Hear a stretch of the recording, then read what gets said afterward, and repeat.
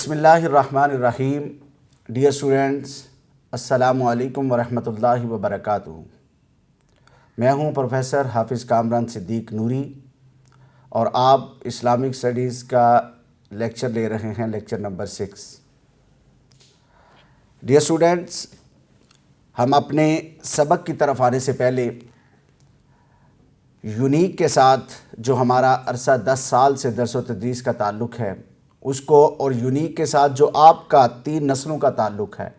اس کو لے کر اگر بات کریں تو یونیک گروپ آف انسٹیٹیوشن نے آپ کے لیے نئے سلیبس کے مطابق 9th کلاس جو نئے سلیبس کے مطابق آپ کے لیے یہ نوٹس تیار کر دیے ہیں. 100 مارکس کا جو نیا سلیبس ہے 9th سے جو اپلائی ہو رہا ہے اس میں آپ کے لیے یہ نوٹس تیار کر دیے ہیں اور تمام سبجیکٹس کے کر دیے ہیں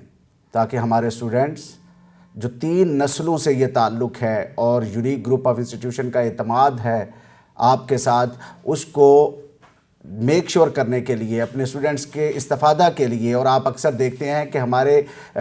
بورڈز کے جو پوزیشن ہولڈرز ہیں ان کے ریمارکس آپ سنتے ہیں کہ وہ کہتے ہیں کہ ہم یونیک کے نوٹ سے استفادہ کر کے تو بہتر پوزیشن میں بورڈ میں ہم اہل ہوئے. تو اس میں آپ کے آبجیکٹیو، سبجیکٹیوز اور لانگ کویسچنز کو اتنا جامع انداز میں اس کی ہیڈنگز دی گئی ہیں جس سے ہمارا طالب علم استفادہ کر کے تو انشاءاللہ وہ بہتر مارکس لینے کی پوزیشن میں آ جاتا ہے. تو میں امید کرتا ہوں آپ اس سے استفادہ کریں گے. یہ 9th کلاس اسلامک اسٹڈیز کے نوٹس ہیں اور اس کا ٹائٹل آپ سے شیئر کیا جا رہا ہے. اسی طرح باقی سبجیکٹس کے بھی مارکیٹ میں موجود ہیں. اب ہم اپنے سبق کی طرف آتے ہیں. تو سبق ہمارا آج چیپٹر نمبر 3 میں، جس کا عنوان اسوہ رسول خاتم النبیین صلی اللہ علیہ وآلہ وسلم اور ہماری عملی زندگی، اور اس میں جو سبق ہے حضرت محمد مصطفیٰ صلی اللہ علیہ وآلہ وسلم کا بچپن اور جوانی. آقا کریم صلی اللہ علیہ وآلہ وسلم کی ولادت باسعادت 12 ربیع الاول بروز پیر بمطابق 22 اپریل 571 عیسوی 571 آپ کی ولادت باسعادت مکۃ المکرمہ میں حضرت عبداللہ کے ہاں ہوئی. حضرت عبداللہ جو آقا کریم صلی اللہ علیہ وآلہ وسلم کے والد گرامی، آپ کا وصال حضور کی ولادت سے 2 ماہ قبل ہو گیا. یعنی آقا کریم صلی اللہ علیہ وآلہ وسلم نے اس دنیا میں آنکھ یتیمی کے عالم میں کھولی، مگر قربان جائیں یتیمی کے باوجود آپ در یتیم تھے. آپ کائنات کے سب یتیموں کا سہارا تھے، سب کے لیے آسرا تھے، سب دکھی اور تکلیف دہ انسانوں کو دکھوں کا مداوع کرنے والے اور ان کے جو ہے وہ داد رسی کرنے والے تھے. ڈیئر اسٹوڈنٹس، آقا کریم صلی اللہ علیہ وآلہ وسلم عرب کے اس کلچر کے مطابق آپ کو جو ان کا نیچرل انوائرمنٹ دیہاتی ماحول تھا، عرب لوگ جو تھے بڑے قبیلے، اور حضور نبی کریم صلی اللہ علیہ وآلہ وسلم جو کہ قریش کے ایک عالی نسب قبیلہ سے بلونگ کرتے تھے، تو بڑے قبیلوں کے جو بچے تھے ان کو دیہاتوں میں نیچرل ماحول دینے کے لیے اور نیچرل انوائرمنٹ میں پرورش اور پروان چڑھانے کے لیے، اور زبان جو ہے جو عربی اصل اس کے ساتھ ہے اس کو سکھانے اور سمجھانے کے لیے بچوں کو دیہاتوں میں بھیجتے تھے. آقا کریم صلی اللہ علیہ وآلہ وسلم کو بھی حضرت حلیمہ سعدیہ کے ساتھ ان کے ہاں بھیجا گیا. آقا کریم صلی اللہ علیہ وآلہ وسلم نے وہاں بچپن گزارا. حضرت حلیمہ سعدیہ بیان کرتی ہیں کہ ایک روز مجھے حضور نبی کریم صلی اللہ علیہ وآلہ وسلم نے پوچھا کہ اماں جان، یہ میرے بہن بھائی دن بھر کہاں چلے جاتے ہیں؟ تو حضرت حلیمہ سعدیہ نے حضور سے عرض کی کہ وہ ریوڑ یعنی بکریاں چرانے کے لیے باہر چلے جاتے ہیں. حضور نے فرمایا کہ میں بھی ان کے ساتھ جانا چاہتا ہوں. حضرت حلیمہ نے پہلے روکا، مگر حضور کے اصرار پر وہ کہتی ہیں کہ میں نے بھی ساتھ بھیج دیا. تو حضرت حلیمہ سعدیہ کی اولاد کے ساتھ آپ بھی اپنے بہن بھائیوں کے ساتھ چونکہ سگے بہن بھائی نہیں تھے آپ کے، ان بہن بھائیوں کے ساتھ آپ ریوڑ چڑھانے کے لیے باہر جاتے تھے تو آپ کے سر پر بدلی سایہ کرتی تھی، جس کو حضرت شیمہ یا آپ کی جو ہے رضائی بہن حضرت حلیمہ سعدیہ کی بیٹی، انہوں نے بھی اس کو بیان کیا، اور بہت سارے قرائن حضور کی نبوت کے اس حوالے سے ملتے ہیں۔ ایون کہ حضرت عباس رضی اللہ تعالیٰ عنہ جو آپ کے حضور نبی کریم صلی اللہ علیہ وآلہ وسلم کے چچا بھی ہیں، آپ نے ایک دن حضور سے ذکر کرتے ہوئے عرض کیا، یا رسول اللہ، مجھے آپ کی نبوت اور رسالت پر قائل اور مائل کرنے کی ایک وجہ یہ بھی تھی کہ میں نے دیکھا کہ آپ پنگوڑے میں تھے، گہوارے میں تھے، پنگوڑے میں تھے، تو اس میں آپ یوں جب ننھے ہاتھوں کے ساتھ یوں انگلی ہلا رہے تھے تو میں نے دیکھا چاند آپ کے اشاروں پر رقص کر رہا ہے، یعنی جدھر آپ کی انگلی کا اشارہ ہوتا ہے اس طرف جاتا ہے۔ آقا کریم صلی اللہ علیہ وآلہ وسلم نے یہ نہیں فرمایا کہ عباس آپ کیا فرما رہے ہیں یا کیا کہہ رہے ہیں، بلکہ آپ نے فرمایا کہ ہاں چاند مجھ سے باتیں کرتا تھا، مجھے وہ انگیج کیے رکھتا تھا، رونے نہیں دیتا تھا۔ یعنی بچے، ہم اپنے ہاں بچوں کو کھلونے دیتے ہیں کہ بچے اس سے انگیج ہو جاتے ہیں، بچے اس سے کھیلتے ہیں اور دل بہلاتے ہیں۔ قربان جائیں آقا کریم صلی اللہ علیہ وآلہ وسلم کے بچپنا پر کہ حضور کے کھلونے بھی زمینی نہیں آسمانی ہیں۔ اللہ رب العزت نے انتظام کیا ہوا ہے اپنے محبوب کو انگیج کرنے کا، اور حضور کے ساتھ چاند باتیں کرتا اور آپ کے ساتھ جو ہے وہ انگیج رہتا۔ ڈیئر اسٹوڈنٹس، آقا کریم صلی اللہ علیہ وآلہ وسلم کی حیات پاک کی بات کریں تو یہاں ہمارے سبق میں اس نے ایک ہیڈنگ حلق عظیم بھی دی ہے، آپ خدمت خلق بھی دی ہے، اور خدمت خلق کو اگر آپ دیکھ لیں تو یہ سوشل ورکر کو اور سوشل ورک کو کہتے ہیں، اور لوگوں کے ساتھ بھلائی اور خیر کے کام کو کہتے ہیں۔ انسانوں کی ہمدردی اور خیر خواہی اور ان کے ساتھ بھلائی کرنا عرب میں قحط پڑ گیا، شدید قسم کا قحط۔ عرب کے لوگوں نے مل کر جا کر اس وقت آپ حضرت ابو طالب کی کفالت میں تھے، چونکہ آپ کو معلوم ہے کہ حضور جب 6 برس کے ہوئے تو والدہ ماجدہ کا وصال ہو گیا، جب 8 برس کے ہوئے تو حضرت عبد المطلب جو آپ کے دادا تھے ان کا وصال ہو گیا، تو پھر آپ حضرت ابو طالب کی نگرانی میں اور آپ کی کفالت میں تھے، تو سارے عرب کے لوگ جو ہے وہ مل کر حضرت ابو طالب کے پاس آئے، تو آپ نے آقا کریم صلی اللہ علیہ وآلہ وسلم کو لیا اور جا کر کعبۃ اللہ کی دیوار کے ساتھ ٹیک لگا کر بٹھا دیا۔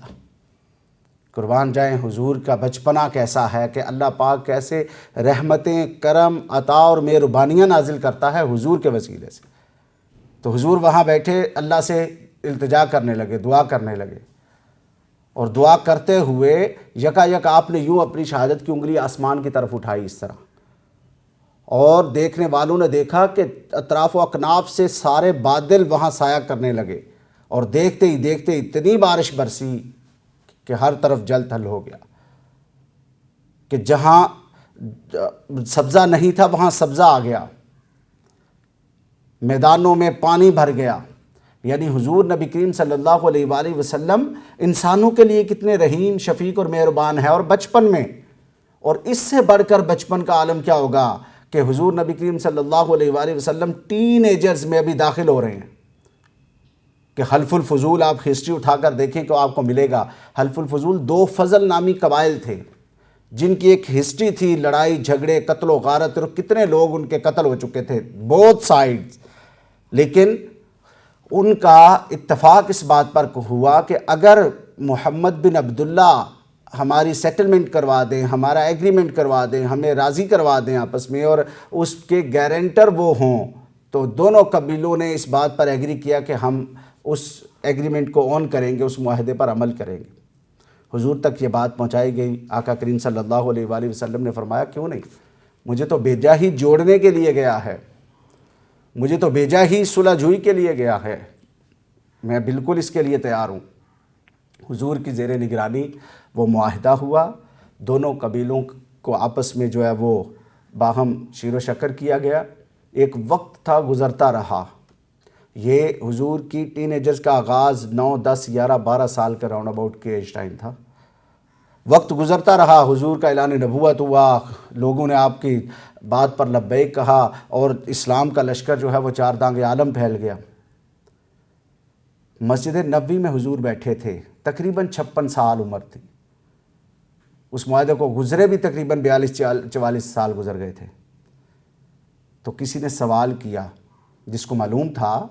حلف الفضول سے متعلق سوال کیا، یا رسول اللہ آج آپ کا سٹانس کیا ہے حلف الفضول سے متعلق؟ قربان جائیں آپ کے میرے آقا پر کہ حضور نے ہمارے لیے اور قیامت تک کے انسانوں کے لیے ہدایت کا سامان کر دیا پورا۔ جب پوچھا گیا تو حضور نے فرمایا مجھے آج بھی اگر حلف الفضول سے متعلق پکارا جائے میں سر کے بل چل کے جانے کو تیار ہوں۔ اور وہ قبیلے جو آپ کے سمجھنے کے لیے ہیں کہ وہ قبیلے دونوں ہی نان مسلم تھے، ابھی تک بھی اسلام بھی نہیں لائے تھے، لیکن حضور نے چونکہ معاہدہ کروایا تھا تو اس معاہدے کا پاس رکھنا اس حد تک لازم ہے ہم پر۔ آج ہم اپنے معاہدے اور اپنی جو ایگریمنٹس ہیں، جو اپنے جو کہیں پر کوئی کمٹمنٹس ہیں، ان کو دیکھیں اور سوچیں تو ہم اندازہ کریں کہ ہم کس حد تک پورے کر رہے ہیں اور نہیں کر رہے۔ اور اس کے ساتھ ایک بات اور بھی ہمیں ذہن میں رکھنی چاہیے کہ حضور نبی کریم صلی اللہ علیہ وآلہ وسلم نے فرمایا کہ مجھے اس سے بہتر، یعنی یہ جو معاہدہ میں نے کروایا، اگر مجھے اس کے مقابل سرخ اونٹ دیے جاتے تو میں ان کو بھی اہمیت میں نہ لاتا۔ یہ معاہدہ اتنا امپورٹنٹ تھا کہ انسانیت تھی، اس میں بھلائی تھی، لوگوں کی جان کی حفاظت تھی، تو اس لیے حضور نبی کریم صلی اللہ علیہ وآلہ وسلم نے اس چیز کو میک شور کیا۔ پھر آقا کریم صلی اللہ علیہ وآلہ وسلم کی عفت و پاک دامنی کا ذکر ہوا ہے یہاں۔ حضور نبی کریم صلی اللہ علیہ وآلہ وسلم کے حوالے سے صحیح بخاری کی حدیث ہے، نبی کریم صلی اللہ علیہ وآلہ وسلم حیا کے پیکر تھے، آپ کی عفت و حیا کا عالم یہ تھا۔ اس کے حوالے سے لکھتے ہوئے امام بخاری حدیث لائے ہیں اور کہتے ہیں کہ عالم یہ تھا کہ ایک پردہ دار دوشیزہ جو لڑکی ہوتی ہے اس سے بھی زیادہ آپ پاک دامن اور پردہ کرنے والے تھے۔ یعنی آپ کی لائف کو لے لیں، آپ کے معاملات کو لے لیں تو اتنے کلیئر اور اتنے صاف ستھرے اور اجلے تھے۔ حضور نبی کریم صلی اللہ علیہ وآلہ وسلم کی حیات پاک ہمارے لیے رول ماڈل ہے۔ حضرت جابر بن عبداللہ بیان کرتے ہیں آپ صلی اللہ علیہ وآلہ وسلم آبادی سے بہت دور چلے جاتے، یہاں تک کہ آپ کو دیکھ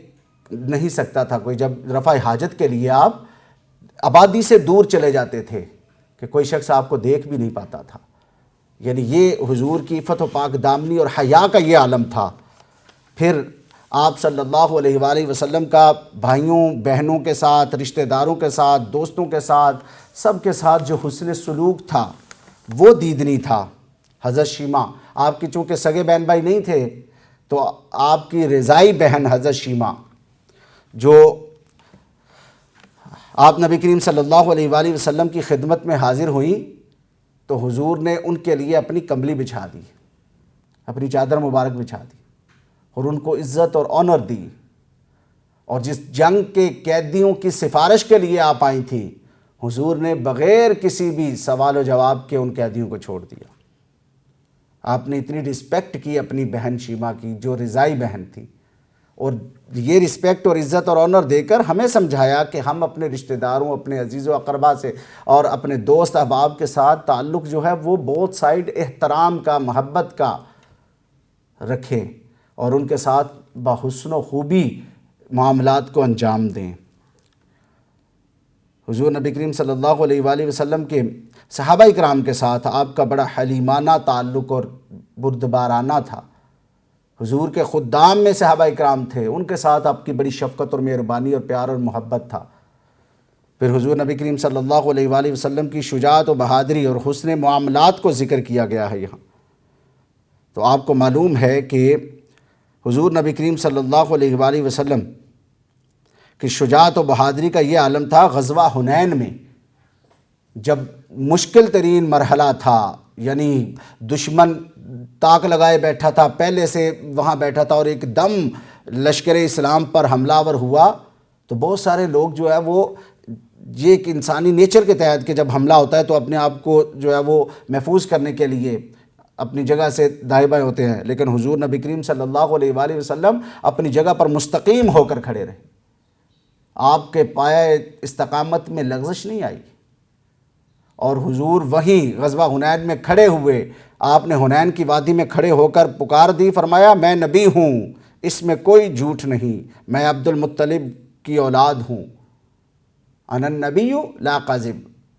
انا ابن عبد المطلب۔ یعنی آپ یہ پکار رہے تھے اور حضرت عباس کو آپ نے کہا کہ آپ یہ صدا دے کر ان کو پکاریں کہ یہ معاہدے والے، یعنی جو صلح حدیبیہ کے معاہدے والے ہیں، جو شجر رضوان میں معاہدہ کرنے والے ہیں، اور جو دین اور اسلام کے لیے مر مٹنے کے جذبے سے سرشار معاہدہ کرنے والے ہیں، وہ پلٹ آئیں۔ تو حضور نبی کریم صلی اللہ علیہ وآلہ وسلم کی حیات پاک ہمارے لیے رول ماڈل ہے، ہر اعتبار سے، زندگی کے ہر گوشے میں، ہر طرح سے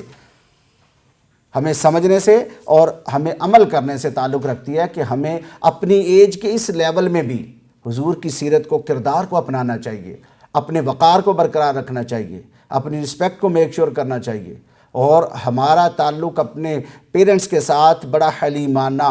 بڑا بردبارانہ اور بڑا جو ہے وہ کوآپریٹیو سینس میں ہونا چاہیے کہ ہم ان کے کام آنے والے ہوں، رسپیکٹ کا ایلیمنٹ ہمارے اندر ہو۔ میں امید کرتا ہوں کہ ہمیں آج کا یہ سبق سمجھ آیا ہوگا، اور اس سبق کو لے کر اس کے تمام ایم سی کیوز شارٹ اور لانگ جو ہیں وہ یہاں ہم نے نوٹس میں رکھ دی ہیں آپ کے لیے۔ امید کرتا ہوں کہ آپ اس سے استفادہ کرتے ہوئے یہاں سے لے کے تو تمام ایم سی کیوز شارٹ اور لانگ جو ہمارے پیپر پیٹرن کے اکارڈنگ، نیو پیپر پیٹرن کے اکارڈنگ ہیں، اس کے مطابق آپ کے لیے ساری چیزیں جو ہے وہ گائیڈ کر دی گئی ہیں، آپ ان سے استفادہ کریں گے۔ السلام علیکم ورحمۃ اللہ وبرکاتہ۔